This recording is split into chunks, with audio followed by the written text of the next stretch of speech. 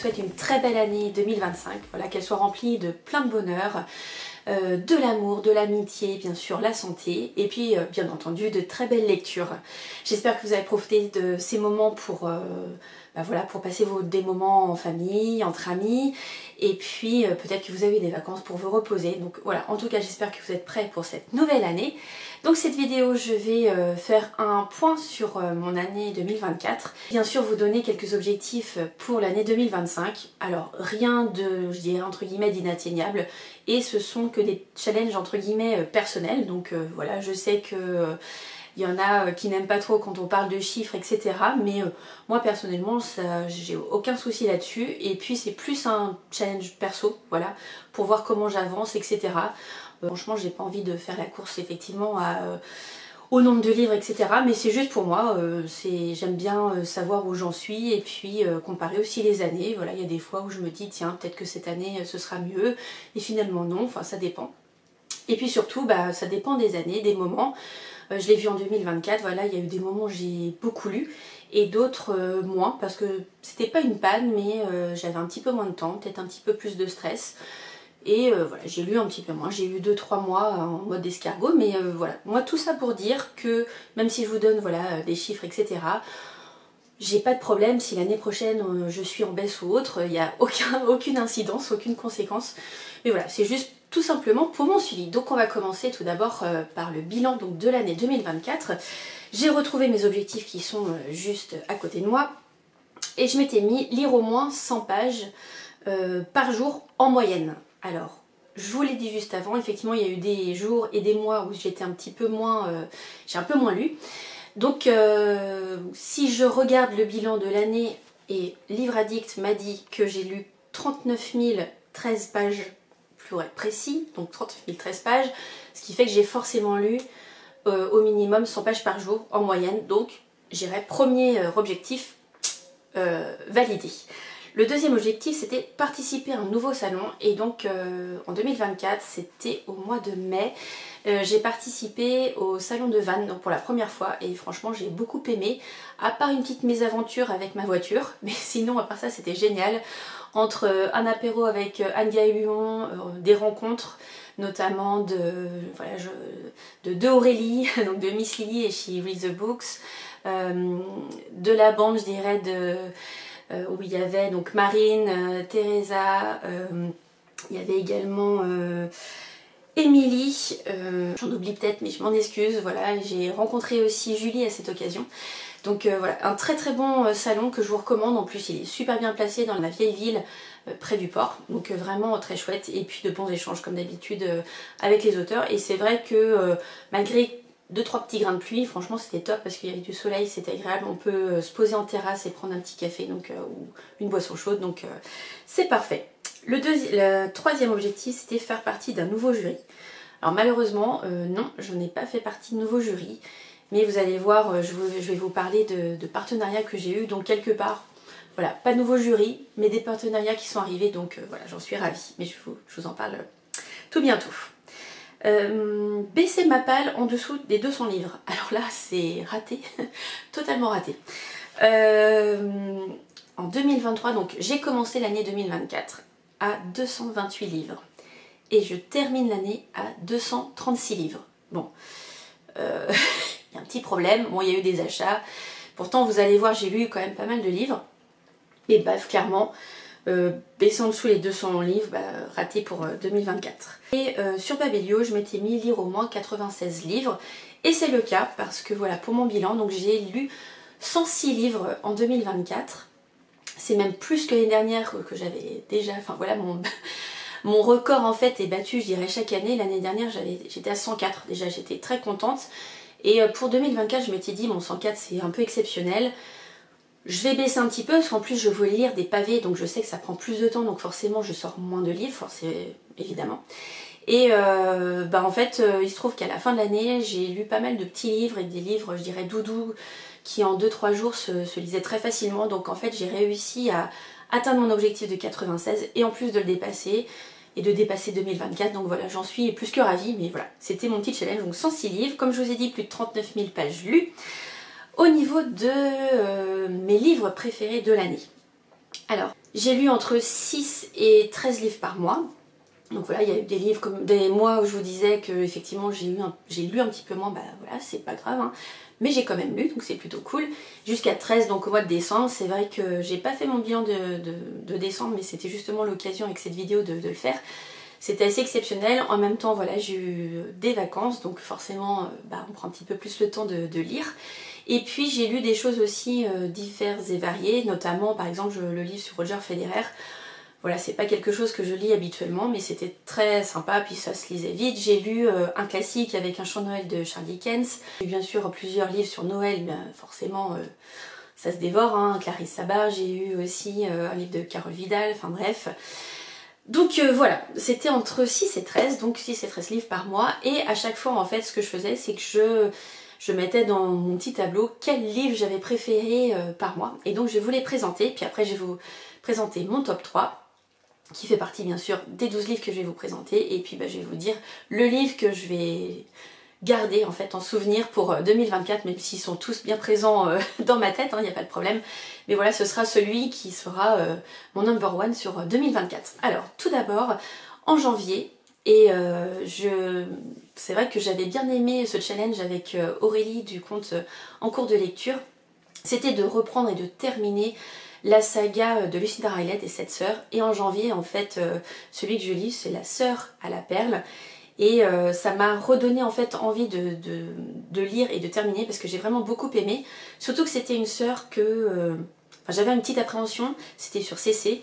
Et je savais qu'avec le lien avec Star, j'avais une petite appréhension avec elle, un mauvais jugement du coup, parce que finalement c'est une histoire que j'ai adorée. On part en Australie, on découvre plein de choses, donc justement l'histoire des perles, comment on les extrait, etc. Donc c'était vraiment très intéressant sur plein de points. Donc ça c'était celui que j'ai préféré en janvier. En février, et puis là voilà, il y a eu une grosse gérée, il a été vraiment, on l'a beaucoup vu passer en 2024, notamment en sortie poche du tome 2 et puis en sortie au grand format du tome 3, donc de La femme de ménage de Freda McFadden. Donc ici aux éditions J'ai lu. J'ai beaucoup aimé, en plus c'était celui-ci, enfin j'ai trouvé que c'est le premier livre que je lisais de l'autrice et ça m'a beaucoup surprise. Et voilà, des retournements comme on les aime, des rebondissements. Donc voilà, moi c'est ce que j'attends aussi dans mes lectures, c'est d'être surprise et quelque part de me laisser aller dans l'histoire tout en me laissant emporter, berner des fois. Mais voilà, en tout cas c'était donc celui que j'ai retenu pour le mois de février. Pour le mois de mars, c'est une louve du polar et c'est le premier livre que je lisais d'elle. C'est Christelle Duchamp, Le sang des Belasco aux éditions Archipoche. Donc là pareil, je découvrais son histoire. J'ai aimé ce huis clos, cette histoire en plus dans une maison avec une famille tordue et dévorée en quelques jours, mais j'ai beaucoup aimé. En avril, c'est un livre que j'ai reçu grâce à Nel Gallet et merci aux éditions de La Martinière. Donc j'ai lu L'Inuit de Momalo. Alors Momalo, comme je vous l'ai dit quand je vous ai présenté l'Inuit, j'avais déjà commencé à le lire, j'avais pas forcément accroché. Et en fait ce livre-là m'a dit qu'il faut que je reprenne sa série avec Kahanak. Et j'ai beaucoup aimé en fait cette histoire de cette femme forte qui va dans les différents villages et où il y a des histoires également. Enfin, il y a plein d'histoires mêlées et découvrir le Groenland avec ces histoires-là m'a beaucoup plu. Et donc voilà, je lis Momalo maintenant avec ces livres-là et je lis aussi avec sa saga des Cosy Mystery aux Escales avec comment la famille Corrigan, ou Corrigan, ça dépend comment on prononce. Mais voilà en tout cas pour le mois d'avril. Le mois de mai, c'est aussi mon rituel quand je vais au salon Montaigu, je prends toujours le roman de Laure Manel et c'est celui que j'ai décidé de garder pour le mois de mai. Pourquoi? Alors c'est vrai que Laure, elle écrit beaucoup, on la connaît depuis plusieurs années avec toujours des bons sentiments, de jolies histoires qui se passent en Bretagne, etc. Et celui-ci, j'ai trouvé qu'il était différent. Alors c'est pas parce qu'il n'est pas dans la même région, mais c'est pas ça. C'est surtout qu'ici on a un roman choral et on a un sujet qui est vraiment bien particulier.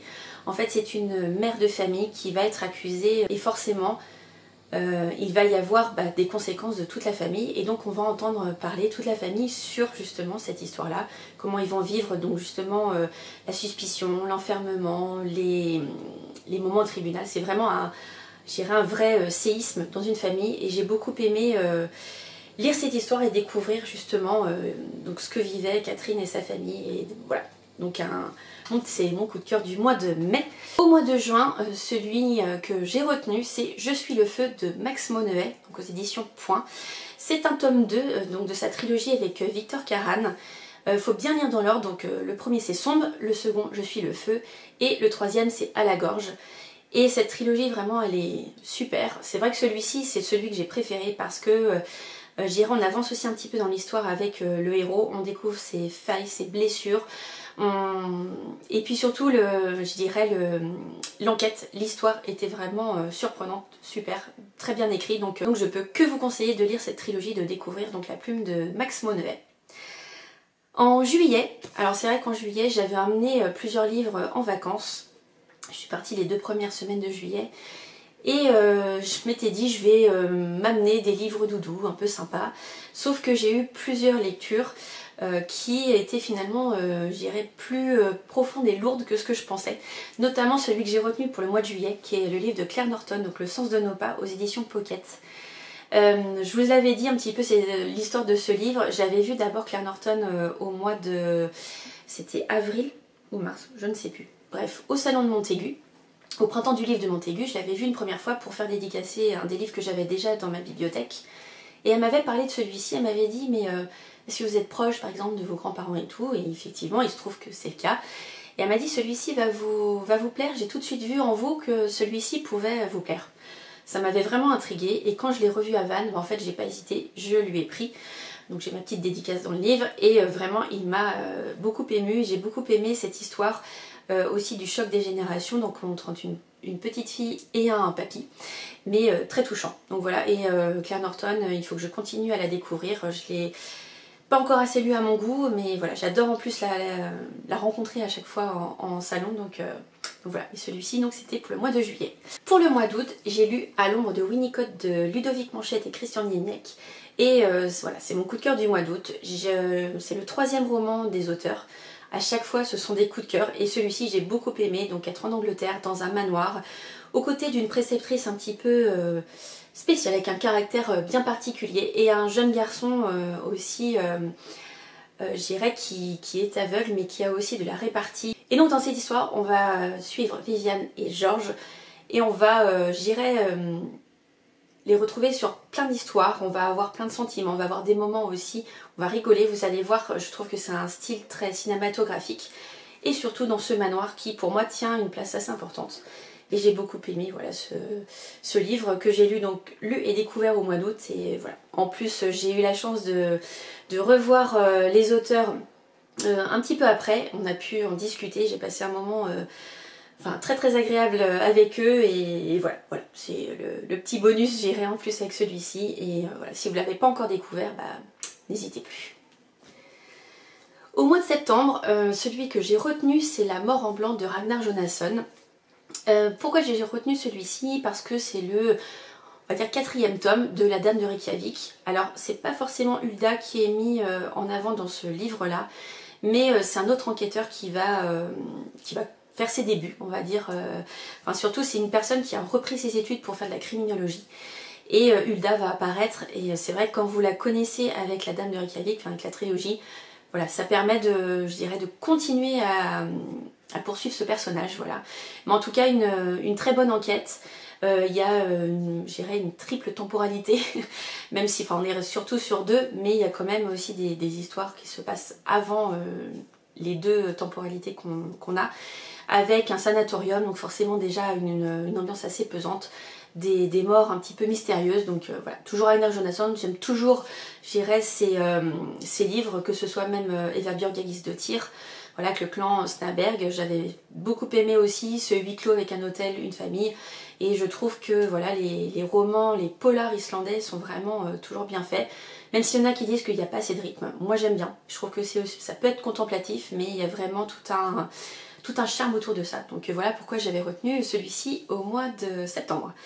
Au mois d'octobre, alors c'est encore un Lucinda Riley, cette fois avec le tome 8, donc Atlas, l'histoire de Passault, où on termine en beauté la saga des 7 sœurs. Donc déjà, j'étais ravie d'avoir terminé la saga, et surtout j'ai adoré voir la fin. Et c'est vrai que même si pour l'instant je ne vais pas les relire tout de suite, c'est vrai que ce livre-là nous donne envie de reprendre la saga de zéro pour voir si effectivement on avait bien tous les détails qui sont dans celui-ci. Enfin, je trouve que la boucle est bouclée, c'est vraiment très bien écrit. Même si c'est le fils de Lucinda Riley qui a pris le flambeau, on ne voit pas la différence. Et voilà, une saga que j'ai adorée. Toujours, plus ça va, plus ils sont gros, mais voilà, ils se lisent tellement vite et tellement bien que voilà, j'ai adoré. Et voilà, c'était une très belle saga que je vous recommande si vous ne l'avez pas commencé. Ou si vous êtes en cours, bah, allez-y. Faites-vous plaisir. Moi, c'est vrai que j'étais triste de laisser tous les personnages, mais voilà. C'est au moins ça c'est fait et peut-être qu'un jour je les reprendrai, pas tout de suite hein, parce que c'est des beaux bébés, mais voilà, en tout cas, n'hésitez plus. Pour le mois de novembre, alors c'est un livre que j'ai décidé de garder parce que c'est un livre qui m'a... Je suis sortie un petit peu de ma zone de confort. J'ai aimé l'écriture, le style, et voilà, c'est celui de Fabienne Perrineau, donc son dernier, Oser sortir et crier aux éditions Récamier. J'ai aimé en fait qu'on parle de l'art, d'aimer d'une passion, enfin qu'on parle d'une passion d'une personne, son combat aussi pour par exemple incarner un personnage bien spécifique d'une pièce de théâtre et qu'on voit évoluer en fait tout au long de sa vie et de sa carrière. Et voilà, j'ai aimé j'irais la plume aussi. Voilà, c'est pas une plume qui forcément enfin pour moi était différente que d'habitude. Mais j'ai beaucoup aimé cette poésie, cette force, enfin, et ces mots. En plus, je sais qu'il y a certains points où c'est l'histoire de l'autrice, donc voilà, c'était un petit plus. Mais voilà, en tout cas, si vous voulez découvrir Fabienne Perrineau, bah, n'hésitez pas avec celui-ci. Le dernier, donc au mois de décembre, je vais parler de L'Audacieuse de Sandrine Meillan-Ray. Je vous l'ai dit, depuis le mois de juillet, donc je suis partenaire de l'agence de Julie, faire la part belle aux livres en auto-édition. Et celui-ci, j'ai beaucoup aimé parce qu'en fait, il nous plonge tout de suite aux côtés de l'héroïne. Il nous plonge donc à la fin de la Première Guerre mondiale, donc près de Grenoble. Et voilà, on a la reconstruction de ce village, de ces personnes, de cette femme qui va rencontrer une autre femme. Donc ça va être aussi l'histoire d'une amitié, puis elles vont s'entraider. Enfin vraiment, j'ai beaucoup aimé. Il y a une suite en plus de l'histoire, donc de toute façon quand on le termine celui-ci, quand on termine l'Audacieuse, on se dit oh, j'ai envie de savoir. Et effectivement quand j'ai vu qu'il y avait la suite qui était sortie, je me suis dit il faut vraiment que je la lise. Je ne sais pas quand, mais je le découvrirai parce que je veux connaître la suite de cette histoire qui m'a vraiment embarquée. Et je profite aussi de ce point pour l'auto-édition pour dire bah voilà, que je continue à faire toujours de belles découvertes et de bonnes lectures. Je suis en ce moment en train de lire un livre de Charlotte Plumel. Et j'aime beaucoup, voilà, j'aime beaucoup. Je vous en parlerai forcément dans une prochaine vidéo parce que je vous donnerai forcément mon avis sur ce livre. N'hésitez pas en tout cas à prendre des livres en auto-édition, vous allez voir, vous allez découvrir de jeunes auteurs, de nouveaux auteurs, et puis bah, je trouve que c'est bien aussi de promouvoir ces auteurs, donc n'hésitez pas, de toute façon vous allez voir sur cette chaîne, vous allez continuer à en avoir. Et donc voilà, pour l'année, voilà les 12 livres que j'ai retenus sur l'année. Bien sûr, vous me connaissez, j'ai toujours un petit bonus. Et le petit bonus de cette année, c'est Clarissa Barr, Le secret des agapantes aux éditions Charleston. Donc le tome numéro 1 avec Flora et Joséphine. Je sais que cette année, on va avoir le tome 2. Et j'ai hâte vraiment d'avoir cette... c'est une saga historique familiale avec des secrets de famille, des choses qu'on découvre. Et j'ai beaucoup aimé en fait me plonger dans ce début d'histoire et j'ai vraiment hâte de connaître la suite. Donc voilà, c'était mon petit bonus de l'année. Alors maintenant vous allez me dire mon top 3, quel est mon top 3, qu'est-ce que je vais préférer. Alors mon top 3, j'irai en place numéro 3 si j'ose dire, il n'y a pas vraiment de place mais voilà, on va mettre donc le Passault, le Atlas l'histoire de Passault, donc le 8e tome de Lucinda Riley que j'aurais mis en 3e position. En 2e position je mets L'Inuit de Momalo parce que j'ai aimé voyager, découvrir ce pays, découvrir... c'est vrai que je ne connais pas du tout au niveau de cette culture, justement c'était l'occasion. Et puis cette immersion dans le Groenland et puis les traditions, j'ai beaucoup aimé. Et mon numéro 1 de cette année, c'est tout simplement Allons de Winnicott de Ludovic Manchette et Christian Niemiec aux éditions Cherche Midi.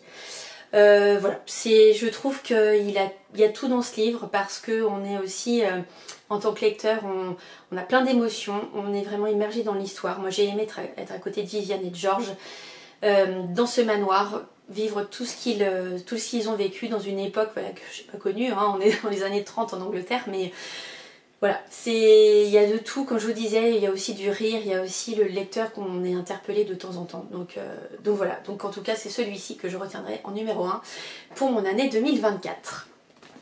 Si je termine donc le bilan de mon année 2024, donc je vous ai parlé de mon nombre de livres et de pages lues, de mon top 3, des salons que j'ai fait. Donc les salons j'ai fait et Montaigu et Vannes. En plus à Montaigu j'ai la chance de le faire avec plusieurs copines, notamment avec Audrey, Héloïse et Justine qui est en plus venue à la maison pour partager ce moment. Enfin voilà, c'était vraiment super. On a aussi rencontré plein d'autres personnes, Catherine, etc. Donc Montaigu, voilà, c'est une valeur sûre, c'est clair, j'y retourne. Donc en plus c'est fin mars. Donc voilà, j'y retournerai. Et puis Vannes. Je vous ai parlé bien sûr de toutes les rencontres que j'ai fait à Vannes. Donc voilà, je trouve que c'est toujours des bons moments. Des personnes en fait qu'on suit sur Insta.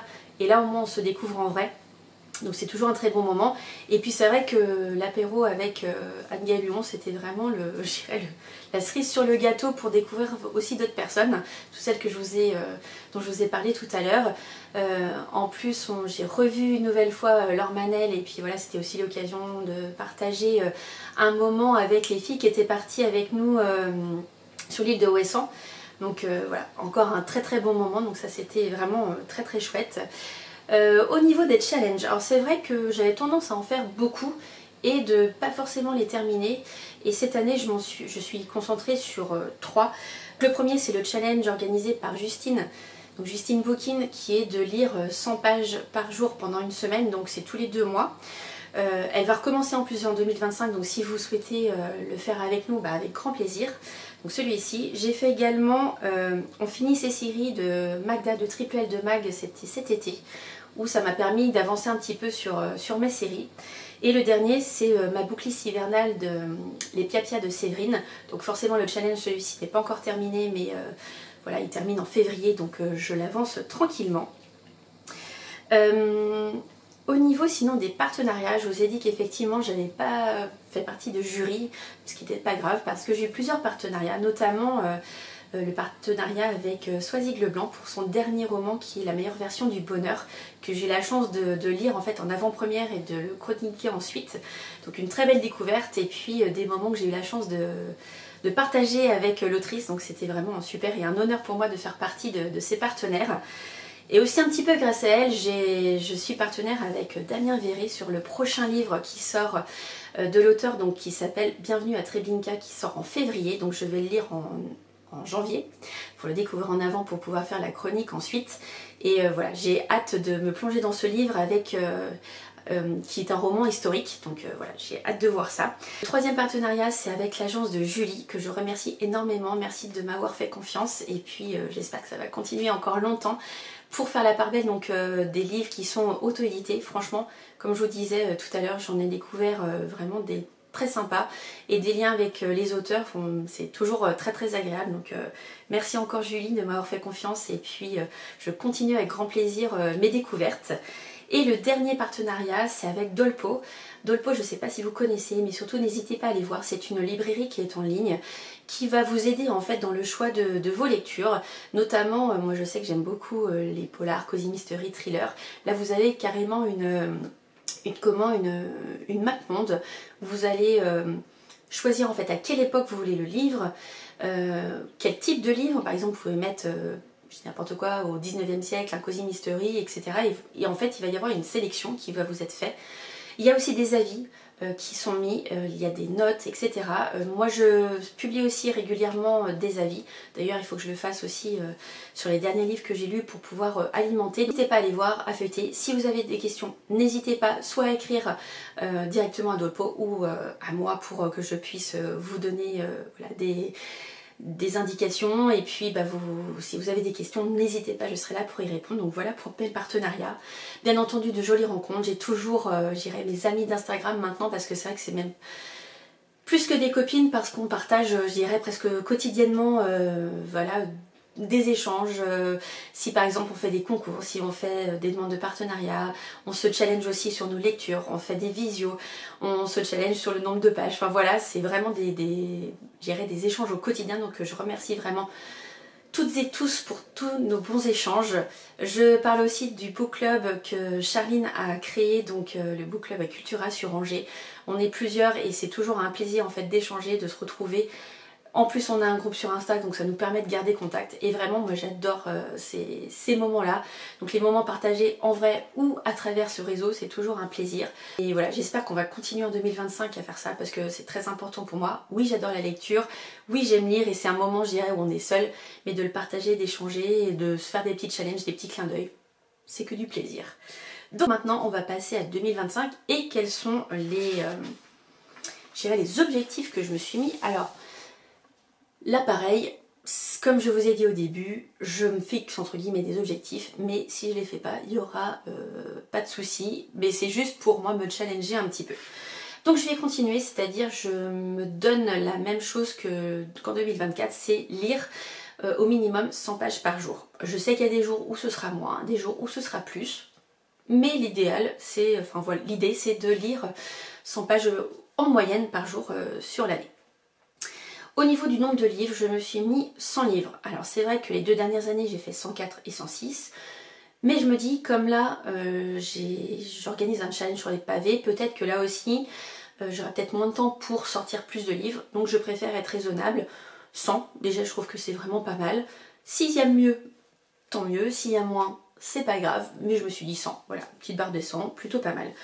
Je parlais de mon challenge, donc forcément c'est réussir mon challenge 2025, ce serait quand même dommage que je le fasse pas, que je l'organise et que je n'y arrive pas.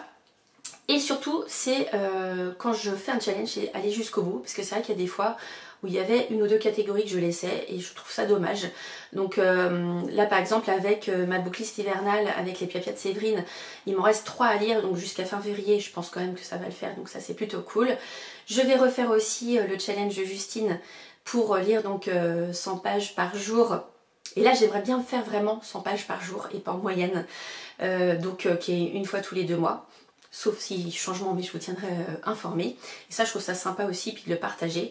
Et peut-être qu'il y en aura d'autres dans l'année, mais je vais pas en faire trop, parce que je me dis que des fois ça me contraint peut-être, et je me dis que je préfère voilà en faire moins, mais bien les faire et surtout les terminer. Donc voilà. Ensuite, alors là c'est pareil, c'est un nouveau challenge que je fais avec Aurélie, donc en cours de lecture. L'année dernière on a terminé la saga des 7 sœurs de Lucinda Riley et on s'est dit qu'est-ce qu'on va faire en 2025. Des sagas on n'était pas très raccord, donc on s'est dit on va choisir des auteurs pour terminer en fait de les découvrir. Et notamment on a choisi donc Nicolas Druard et Clarisse Savard. Nicolas Druard parce qu'on a envie de continuer à le découvrir et surtout d'aller jusqu'au roman qu'il a sorti cette année qui est Souffre. Donc je crois que c'est le 5e ou le 6e roman, donc on veut terminer de le découvrir. Et puis Clarisse Savard, c'est vrai que moi j'adore, je lis ces derniers, mais j'en ai dans les premiers qu'elle a sortis que je n'ai pas encore lu et je trouve ça dommage, je veux être à jour de cette autrice. Parce que la prochaine fois que je vais la voir, peut-être pas à Montaigu, mais peut-être la fois d'après, j'ai envie de me dire, ça y est, j'ai tout lu, je suis à jour, donc voilà, je suis contente comme Laure Manel, voilà, je suis à jour de tous ses romans, donc j'ai envie que ce soit la même chose pour Clarisse Savard, et donc on s'est dit, un mois ça va être Nicolas Druard, un mois Clarisse Savard, donc ça va nous emmener normalement jusqu'en juin ou juillet. Et puis bah, peut-être que la fin d'année on se donnera un nouvel auteur qu'on souhaitera terminer de découvrir. Mais voilà, c'est un petit challenge, donc ça je trouve ça chouette. Donc d'être à jour dans les livres de Nicolas Druard et Clarisse Savard. Le dernier objectif que je me suis mis, c'est avoir un nouveau partenariat ou faire partie d'un jury. Alors c'est vrai que ce serait, je dirais, la cerise sur le gâteau. J'ai plusieurs maisons d'édition que j'aime beaucoup. Donc j'espère peut-être un jour faire partie de leurs partenaires.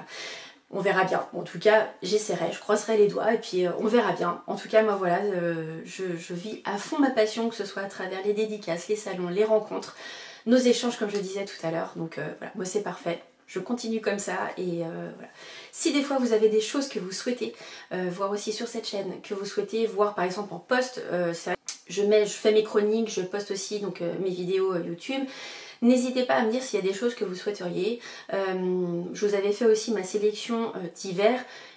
Je ferai la même chose donc au printemps et en été. Je vous montrerai par exemple la palle que je vais me constituer pour mes vacances d'été par exemple.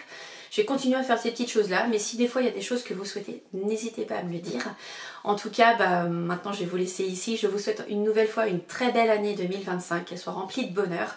Et puis moi je vous retrouve la semaine prochaine pour des avis lecture. Et en attendant, comme d'habitude, je vous souhaite de très bons moments, de très bonnes lectures et je vous dis à très bientôt. Ciao!